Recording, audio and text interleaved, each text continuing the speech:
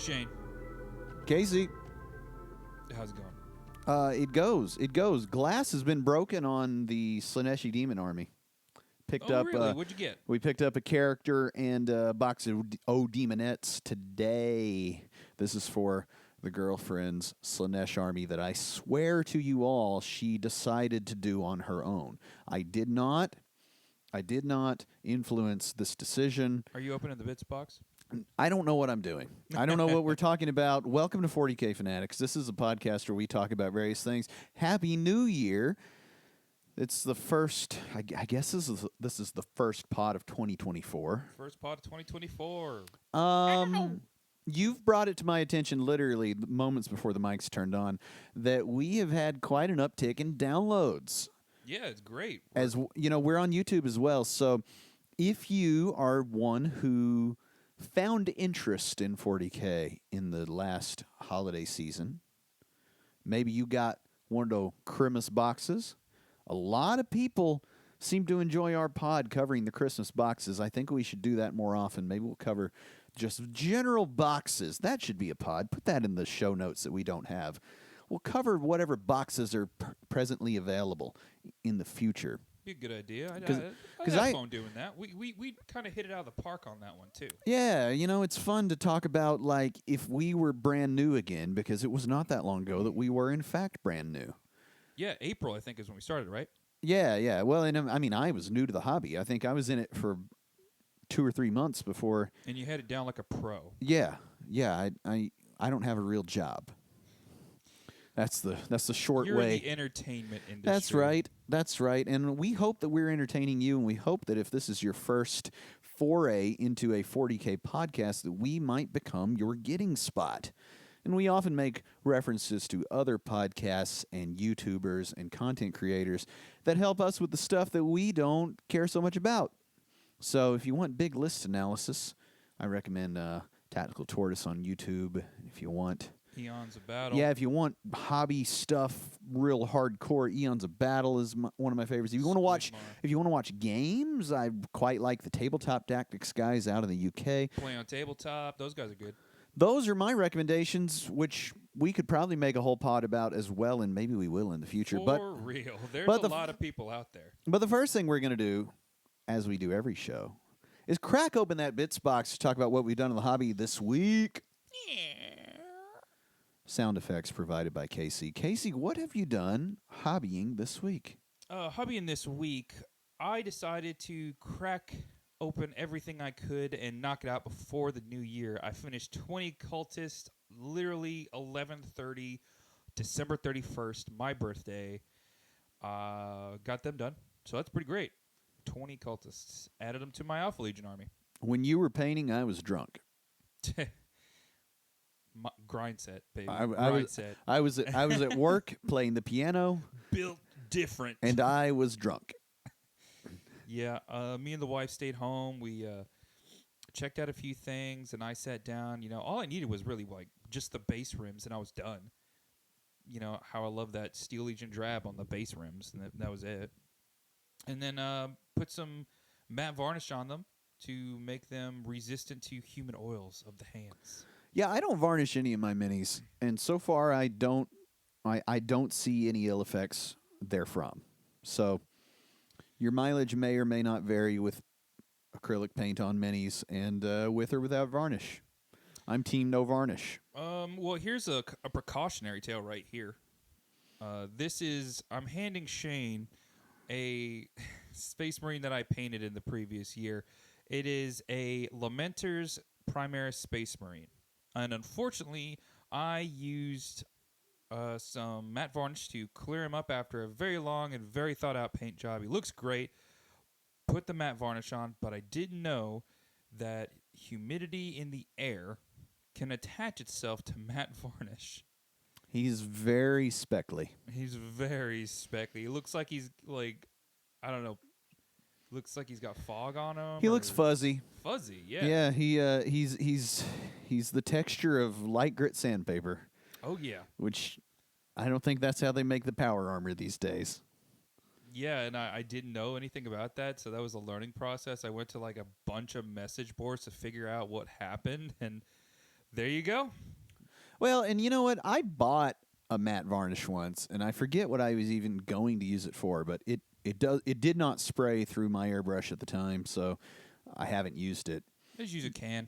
They last me forever. Yeah, but I was aware that this is a potential hazard with the matte varnish. Well, And it's also a hazard with primer, if you think about it. so I find now so I use a few different primers through the airbrush especially, and Yeah, you like that airbrush black, don't you? I do, and I also have the gray, and I've been using the gray quite a bit on what I'll get to, but I find that the gray Army Painter spray primer tends to go real speckly, and it's real spitty, and I don't know why that is, but it can get real speckly, and I find that if you just keep on spraying, it will get real wet, but then it will dry real tight to the thing. Now, I don't know if that's could possibly be the same case with this matte varnish or what, but you know, I feel like if there is some substantial amount of damage to a paint job I've made, I don't mind to go back and Strip it and repaint it. no, or just clean it back up. You know, like a little restoration project. You know, sometime in the future, because I play with my guys. It's like if Harkin World Claimer's little jetpack starts to look worn, I'll just go and touch him up. Because I'd feel real silly if I had just gone full ball sack on a paint job only to then have him go sandpaper in the 11th hour on some, theoretically preserving primer step or lacquer step or varnish it drove step. me nuts. I was so upset because I was like, what went wrong? It was one of the first times I've ever used the matte varnish. Because for those of you who don't know, if you use matte varnish on a Mini and it goes on good, you get a nice clear coat on it. It doesn't really affect the Mini too much. Gives it a nice, normal look. And then it is resistant to human oils and touch, so you can touch it longer and play tons of games with it without the paint rubbing off. And it's slightly water resistant, so if, you walk to your game store on a rainy day and, it's good to go for a little bit. Or if you're playing in the shout out homie Craig Fall Invitational. Yeah. Because I got rained on last time I played. That's what you said. And let me say, no ill effects on all of my non-varnished acrylic painted minis. I mean, they got wet. But anyway, what else do you have in your bits box, or have we covered it? I took home some. Well, no, that was like forever ago. The other thing, I took home some terrain from our local game store, the Foundry here in Paragould, and I offered to paint it for them. So I got one piece pretty much done. You saw it there when you came in today. It looks nice and fresh. That's that official 40K terrain. That stuff looks so good. Yeah, especially after I painted it. I want a whole set of that stuff for my at the house table when I get that done. My 2-year-old took one look and it was like, cool, as soon as I walked through the door with it. Yeah, I bet she wants to just make smash of it too. What's been going on in your bits box? My bits box, I have not been doing 40K. How dare you? Spoiler alert. Also, real quick, the people do not care about our painting pods. They don't like them, do they? Do they listen to them more on Spotify? People reach out to us on I think X. the first one we did is the most listened to out of them all, really. Go and let us know in the YouTube comments or on X or I think you can comment on Spotify these days. Do you care anything about our painting pods? Now, we need them because, one, I like to paint, you like to paint. Yeah. And we need more stuff to talk about. Gives us good feedback. Our rotation of lore gaming hobby, keeps it fresh for you people. However, so fresh and so clean. Help us get good. Help us do what you like, what you want. That's what we want to do. Now, in my bits box, I've not been doing 40K, ironically. So if this is your first time joining this pod, we do other stuff too. Because sometimes, and I talk about this a lot, you need some variety. So I've been working on that Shatterpoint, Star Wars Shatterpoint and boy, does it look core great. box. And I've built nearly everything. Last night I really got into the mode, and I built more than half of all the models that it comes with. the terrain talk from last week, the Shatterpoint terrain was the first thing I did, and it's finished, and it looks pretty good. And the minis are gonna look, in my opinion, pretty spectacular. However, I'm finding myself getting back in the mood for 40K pretty rapidly. Reason being, when you're painting an army, your level of attention to every model is so different than when you're painting for a skirmish game. Especially one like Star Wars, Shatterpoint, or Marvel Crisis Protocol. Stuff where... Because of the blueprint, right? No, it's got to do with how every dude is not just a character, but it's as though every little guy, every model you've got is somebody. Because they are somebody. Take Marvel Crisis Protocol. If you guys go look through RX, you'll see my MCP guys. I think they look real good, but they're a lot of effort. Every single one of them, I feel, requires full attention and full effort. And that's so drastically different. I mentioned that glass has been broken on this Slaanesh demon army. So it's oops all Slaanesh, going to be Chaos Demons. This is going to be... Slaaneushed everywhere. Yeah, it's going to be the girlfriend's army. Shout out to homie Valerie. She listens to the pod, so I can't talk too crazy. And she wants...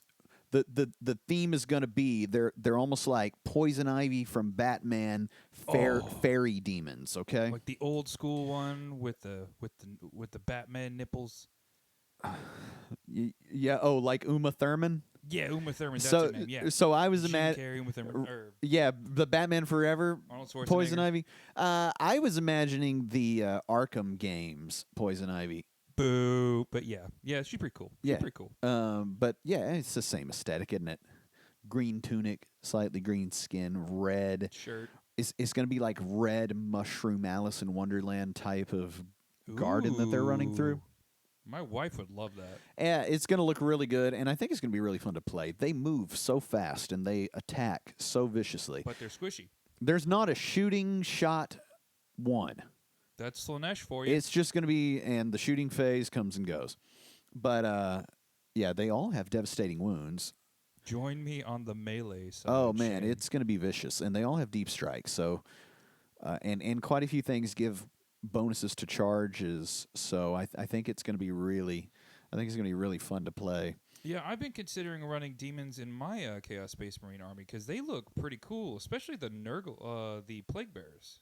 Like, have you looked at the stats on these guys? I'm a Black Legion only. No demons? Nope, no demons. Okay. I mean, I do have that new Wing Demon Prince he's done. He's going to get added. But, you know, he's not an all-the-time kind of guy for me.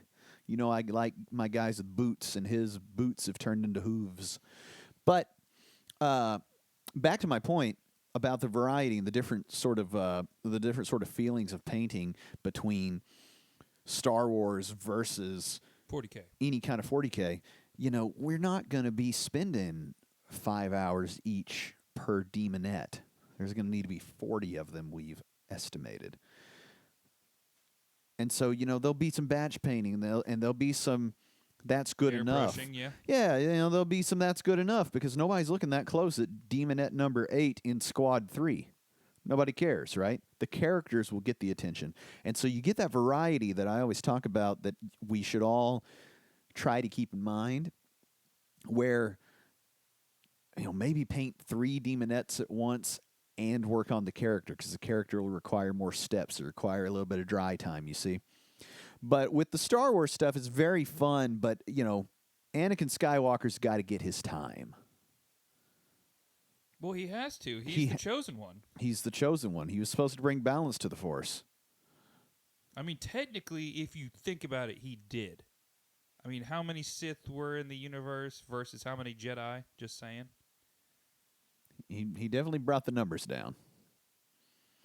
That's what I've got for my bits box. The long and short of it is Cypher's probably getting built and painted this week. Good. And I am quite hype about it. I'm hyped about it because that's a dope model. I looked at his stats the other day, and I'm excited for you. Yeah, so he's got the thing where he can make a stratagem cost more, but if you recall... In 10th, that's pretty good. Yeah, but it does have to be a battle tactic per Yeah. the last rules commentary. And he's lone operative, so he can't be shot outside 12 inches. Yeah, and if you get within 12 inches, he gets to shoot you. So Yep. I think he'll be fun. I've already put in an order to play the homie Jonathan. Shout out to the Gamers Haven friendly local game store because he's got Dark Angels, and it would just be appropriate that the first time I roll Cypher out, it's against his nemesis. That'd be great. I'd love to see that. So, that it for your bits box? That's it. Shut it. So we're doing things a little differently today. Today we are talking about the Blood Angels. But before we go, I would like Shane to draw one name out of this cup. Draw a name out of a cup, and we're not going. We have an entire main topic to go here. It says Horus. Oh, wow. That was not even on purpose. Was I supposed to say So- that? So we're doing a new style of order. Instead of going Primarch 1, 2, 3, 4, 5, we are going Loyalist Primarch, Traitor Primarch. Loyalist Primarch, Traitor Primarch. We did Mortarion, then we did Sanguinius, and I was planning on doing Horus, but then I thought, you know what, I'll just have Shane pick. So then I had you draw a random name from this cup, and you drew the one. I drew the War Master. You drew the War Master, your boy, your guy, the master of the Black Legion, the guy. He was so close. Man, I really wanted Alpharius, but let's move along. So look for that Horus episode when it comes out eventually. Ooh, you better subscribe. It's gonna be cool. What are we talking about today? The Today- Blood Angels? Yeah, we're talking about the Blangles. Now, these guys go with Sanguinius, who we recently covered, right? Yes, Interesting. a lot of different lore about them, and I These wanted guys also go with Dante. Yes, we are mostly going to be Ooh. talking about the 40K, the 41st millennium. So a lot of Dante talk's going to be going down today. Yeah, we're going to hit on the characters, the culture, a little bit about like what influences them, because you can't really talk about Blood Angels without kind of dipping into the current setting Blood Angels. So I figured why not just do that? What do you think? Proceed. Okay. So Sanguinius started the Blood Angels. He found his legion, and he did a pretty good overhaul on them. He showed these bloodthirsty, murderous killers how to be noble sons of the Emperor. And I've got quite a few photos. So 10,000 years later, we are in the Dark Imperium. The Emperor is on the Golden Throne, and the sons of Sanguinius are Depresso Espresso because Sanguinius is dead. They suffer from the gene flaw, which we've talked about in the Sanguinius episode, known as the Black Rage and the Red Thirst, where they constantly crave blood, and eventually they fall to the Black Rage, and they think they are Sanguinius. What is your question, Shane? You have a hand up. I put my hand up because so this crave blood. This is not crave blood like the Corn Berserkers crave blood. This is like No. actual consumption. Consuming, yes. Right. This is like drinking it from goblets like vampire Yes. stuff. Now, since you're a newbie about this stuff, what do you think this might be involved with? I mean, it must have to do with corn and various chaos influence.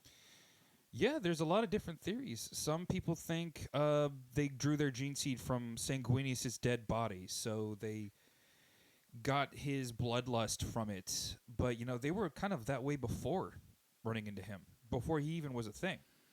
And some people think maybe there's a problem with the organs in their mouth, you know, the one that helps the Space Marines eat meat, and their DNA replicates the memories of whatever animal they eat. Right, because these guys were a Space Marine chapter before Sanguinius was actually Legion. found. Oh, right. Yes, after Sanguinius died, Guilliman decided to break all the legions up, and they became chapters.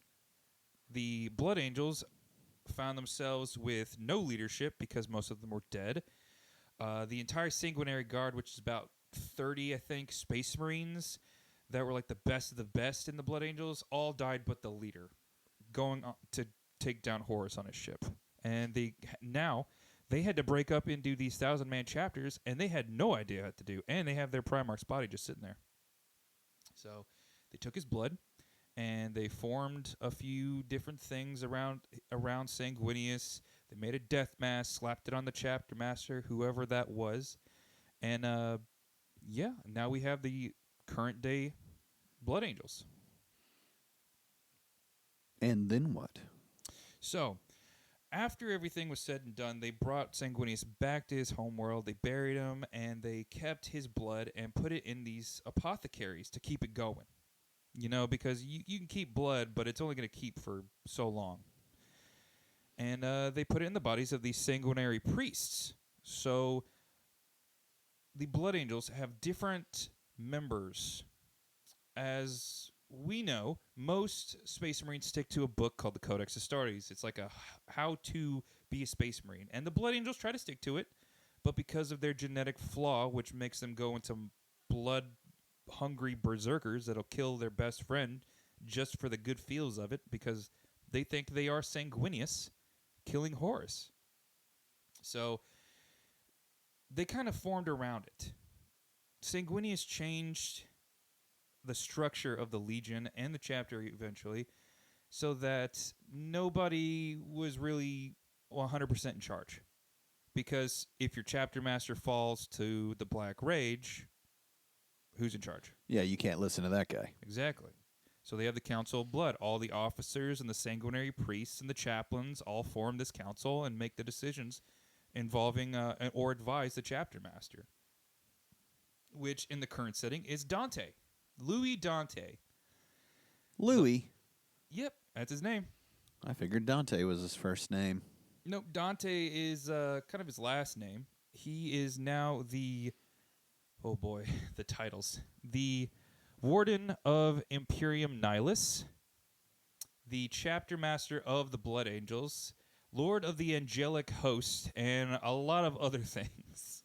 I love that. Oh boy, yeah. The King of Sting. Yeah. The Prince of Pain. The Count of Montefisto. It's Dante! Where you gonna be? But Dante was, like, as we go into this, I'm going to talk about some of the characters now. I'm going to rattle off a few because, well, the Blood Angels have quite a few characters. Do these all have models? Because I know Dante. And I have pictures for you. Dante's got a model, and it's incredible. Also, I have something. Go for it. I have something scandalous to say. Scandal me. I think a number of these Dante, air quotes, paint jobs are Photoshop shenanigans. Ooh, hot take alert. I do not think. Get him in the comments. Come at me. Come at me. You painters that are allegedly doing Dante in photorealistic gold medal reflection. I need some video of that thing turning or being handled, because I am uncertain that all of them are in fact paint jobs. It seems to be outrageous to me that not just one or two people would paint him that way, but that we could have an Instagram full of ever so slightly different. Because I tell you what gives it away is the axes. His axe, they all paint the axe different. Axe Mortalis. Yeah, they all paint the axe different. But that armor, I'm like, really? Really? There are painted by AI. There are 50, 60 people in the world that are able to do this, because that seems like a lot. Being that some of our greatest painters that are breathing air are doing other stuff. Yeah. They're not all just sitting around painting Dante. They have jobs. Well, they're working on Golden Demon projects, which are probably not Dante for this coming year. Running content creation, Various things. So, that's my... The call-out. Yeah. The call-out. Get at me on X, everyone. So, yeah, Louis Dante. He's the current wearer of the Mask of Sanguinius. When Sanguinius was brought back to Baal, they formed a golden death mask from his face. It contains the visage of their Primarch in his last final moments, angry as heck, going after Horus. Whatever chapter master wears it has sort of the aura of the Primarch to an extent. It fills the enemy with fear and causes them mad leadership roles and battle Battle shock checks. Yeah. So Dante is the current member. He was a sickly young child with silver blonde hair. He was that scrawny kid who always had the cold when you were in elementary school. Always got picked on. Pretty short, lacked the basic nutrients. Of course I know him. Yeah. He's me. Yeah. He made the hike across the desert, got picked up by the Blood Angels, and after a long career, he is now the oldest living space marine in all of the setting. He's over 1,500 years old. Now, He hates it.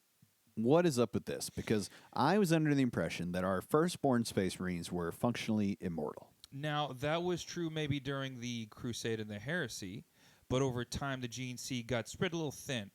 Now, whether or not that was stated, it could be true, it could not be true. It just depends on the gene seed.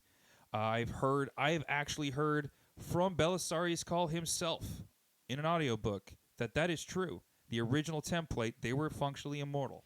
But none of them have survived. But yeah, because their lives are full war. Now, Blood Angels tend to live longer, and the older they get, the more likely they are to become, fall to the rage. And Dante is now over 1,500 years old. That's pretty rough. His body's actually stopped healing himself like a Space Marine's would. And he never takes off the mask in company because he's actually got long silver gray hair. He's got a neck waddle, wrinkles, like the whole deal. You look at any other son of Sanguinius, beautiful blonde hair, chiseled jawline, smoke show. And then you look at him and it's like, oh boy. Gilliman even saw him with his mask off and said, "Now, I don't think that my dad really wanted any of you to live this long, but I'm proud of you for making it." Wild. So, in the lifetime of Sanguinius, oh, I sent you a photo of him, by the way, if you want to look at it. Checking my phone. Sanguinius wrote down a few things on some scrolls. As I told you in the past, he saw the future. That was his gift, his Primarch special power, besides, being able to fly. Thanks to his giant angelic wings, which were actually as hard to steal. Dante read some of these scrolls as being the chapter master. He read these scrolls of Sanguinius's supposed visions of the future, just to see which ones come to pass. Interesting thought. Sanguinius may have predicted the Tyranids. Interesting. Yeah. But one particular stands out. Is that in the final days, in the darkest hour of the Imperium, a lone Imperial Space Marine or hero in shining golden armor will stand between the very end of all things and the Emperor and keep him safe. So Dante does want this to come true. Man, does he want to die. So he believes that he is the one prophesies to protect the Golden Throne 'Twas foretold. in the final hour in year whatever the heck the Games Workshop decides to bump this thing up to 40 to 60K. He's not 100% sure it's him, but he is, not taking any chances. He's just ignoring the fact there's all those custodies also in golden armor. Yeah, lots of different people. He does not want to take the chance. That's a very Space Marine thing to think, isn't it? Yeah, right? That sacrifice everything. to look down at oneself and say, I've got golden armor, I'm the one. Yeah. All these other guys with golden armor, not the one. Yeah. Space Marines are cats. So as the time went on, different chapters have formed. We've got a very low success rate because of the gene flaws of the Blood Angels. We've got the Flesh Tears, which are my personal favorite, the Flesh Drinkers, the Angels in Carmine. We've got a lot of different ones, some that are famous for being the noble sons of Sanguinius, and some that are infamous for their savagery and terrible deeds. So we've got people like the Angels in Carmine, who are vast fleet-based chapter focused on all kinds of tactics and warfare. And then we've got Flesh Tearers, who honestly are almost extinct. And they are just one Imperium versus Chaos ship away from being a Chaos faction. Exactly. And they're all falling to the Black Rage continuously. Eventually, they did the math. all of the sons of Sanguinius would have been extinct at a certain point. So, How do they stop them from being extinct? well, something happened recently called the Devastation of Baal. A big splinter fleet of High Fleet Leviathan came for the Baal system. Those would be the Tyranids. That would be the Tyranids. Tyranids flew on down, attacked the Baal system, and it took everything, and I mean everything, that they had to fight these bad boys. They called every single chapter of Space Marine, except for the Lamenters, because they're not lucky, showed up and held off the Tyranids in a big battle. It was crazy. A lot of them went extinct because the Tyranids were that numerous. Is this the Leviathan sort of war, or whatever it is, the Tyrannic war that we're doing right now in the Leviathan GT and the new box and all that for 10th edition? It is a splinter of that fleet, but they were able to crush it. Wow. At the very last effort, they all donned their black armor and rushed the Tyranids and the Swarm Lord. And that was when the Cicatrix Maledictum, or the Red Scar, tore its way across the galaxy. And the hive mind actually died for a few minutes. They used that chance to fight through the Tyranids, who had lost all synaptic control. And Dante himself slew the Swarm Lord. Gilliman shows up, mops up everything so they don't have to worry, and reinforces them with the Primaris Marines, giving new hope that the gene flaw had been cured. So who's the guy that makes the Primaris guys? Belisarius called. So Belisarius had taken some gene seed from the body of Sanguinius then he Primarisized. took original stock Primarch gene seed from the vaults of Terra on Mars. Okay, so they think that Yes. they've got new, unadulterated Primaris Marines that are just sort of just being like walk-ons onto the team. Yep. They're resistant to the red thirst like normal, and they don't think that they can fall to the black rage. However, is this true?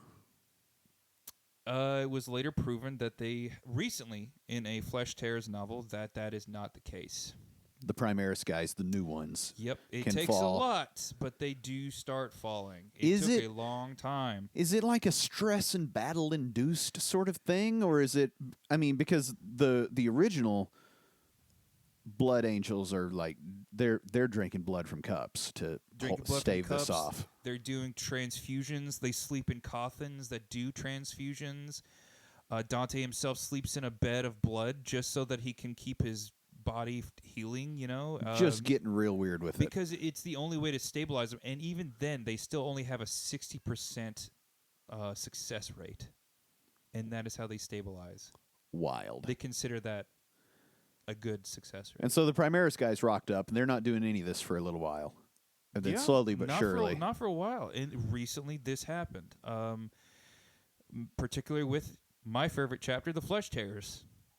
Some Primaris Marines were sent to go do some stuff, and they fell to the Black Rage in warp transit. It surprises me that the Flesh Tearers would even be given any Primaris Marines. Yeah, they actually hated them. I imagine. So, I'm going to talk about the Death Company. That'd be like you just got drafted, and you've got to go and be on the most undisciplined clown show of a team. That's what a lot of them thought, too.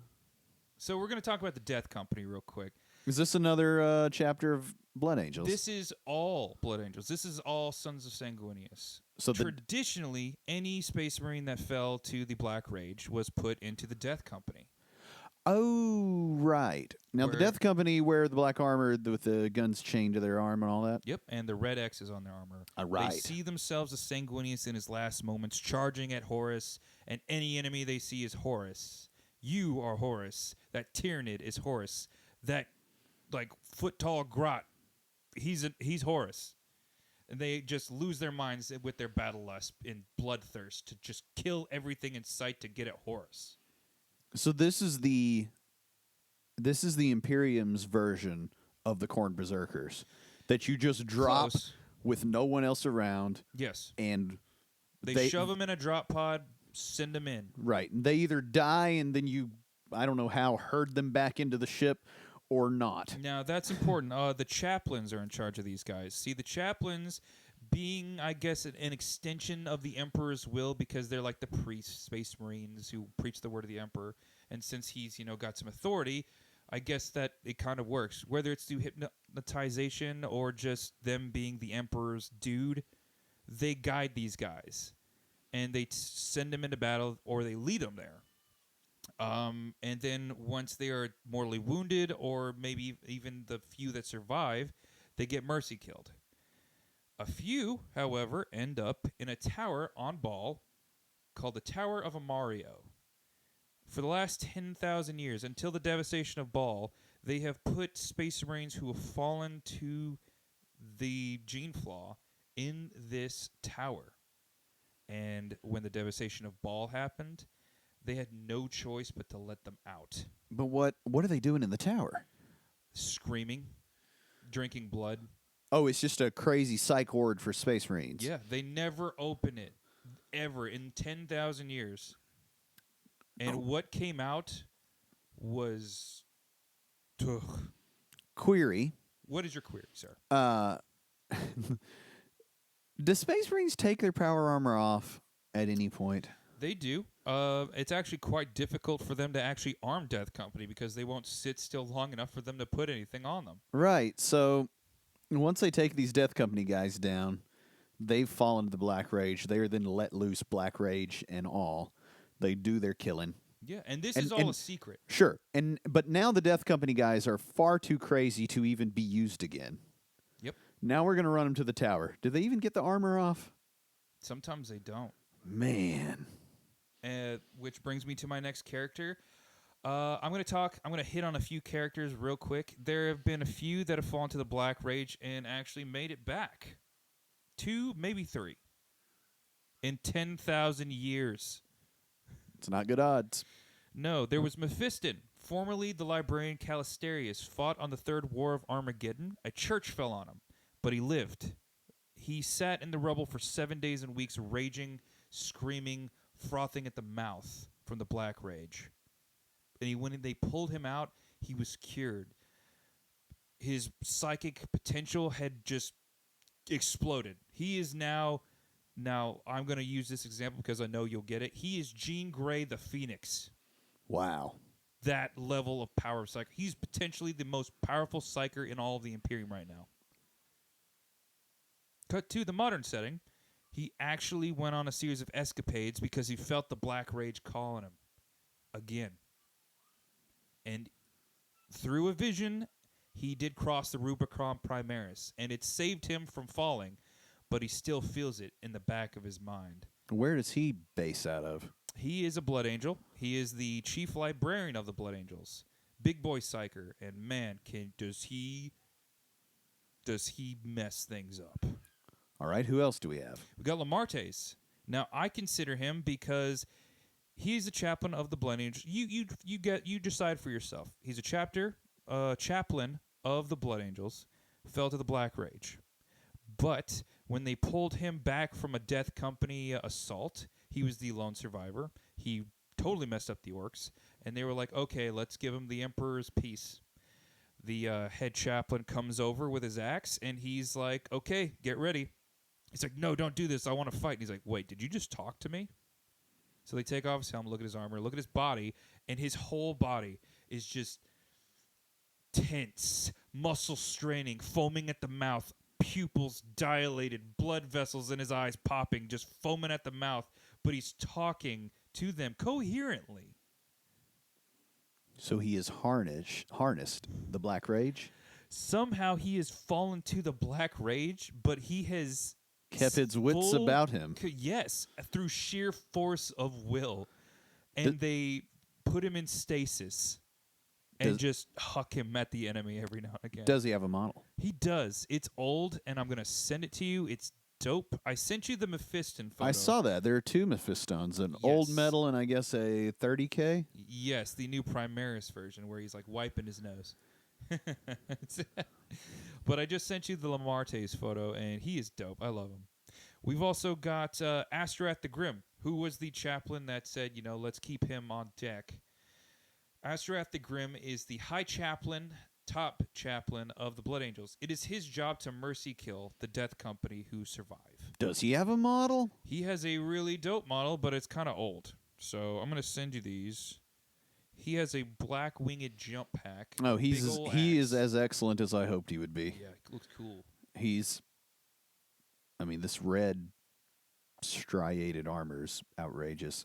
Yeah. You better post these on at 40K Fanatics on X for the people to see so they can follow along. Yes, and if you're watching on YouTube, I'll put these on the video. But oh, yeah, yes. we got new fancy video graphics these days. The Blood Angels are great. They fight for the Imperium, and in the modern day, we had a couple ascend to Primaris. Dante, as you said, the video and pictures were leaked early, as we remember last year. If you're in the 40K community and remember that, it was really funny. Dante crossed the Rubicon Primaris. He attempted to join the Lion in battle in the current setting and fight off Angron. And he put in a pretty good series of blows, but it knocked him back so hard that while Angron stepped back from the blow being so serious, Dante flew through a wall and into some rubble and was not getting back up. And so they had to force him to become a Primaris Marine. Because, if he's been leading for 1,500 years, they didn't want to take the chance, but now they have to. He's dying. Right. And even Dante survived the Rubicon Primaris because that survival rate that is so poor, allegedly. Unless you're a character. Unless you're anybody with a name. And he never took his helmet off. Usually it's a named character with no helmet. That's so funny.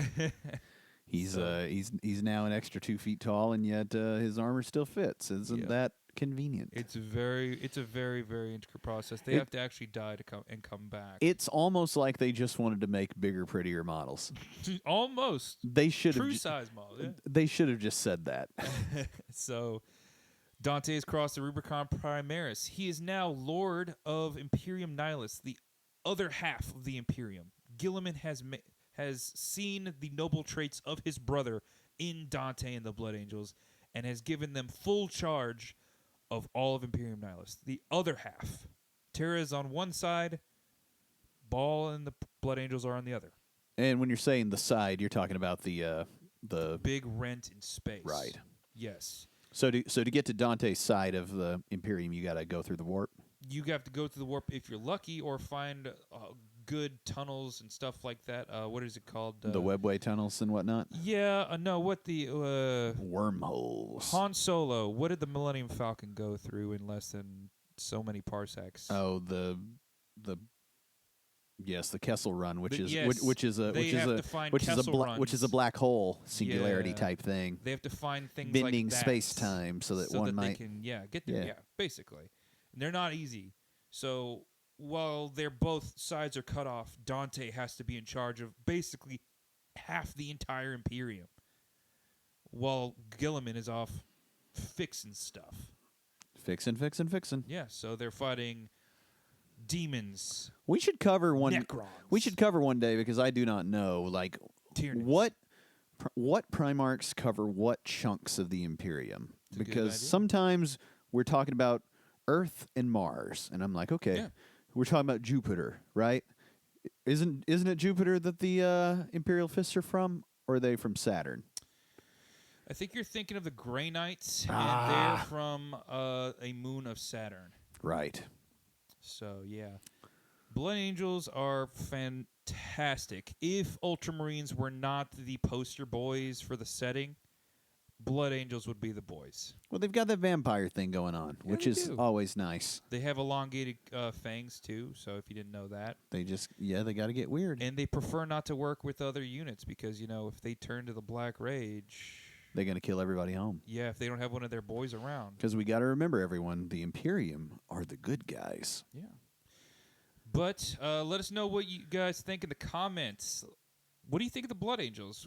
I'm sure I missed a lot of stuff. What do you think of the painting and hobby pods as well? How could we make them better? How could we make them more interesting for you all? We like to paint. We're so bougie. We are bougie. Casey and I have never played a gray model. Never. You can think whatever you want to We have about us, but standards. we are better than you. I kid. I'm Vin Shane. That's Casey. This has been 40K Fanatics, and we'll see you next week. Watch out for the Horus episode. Peace.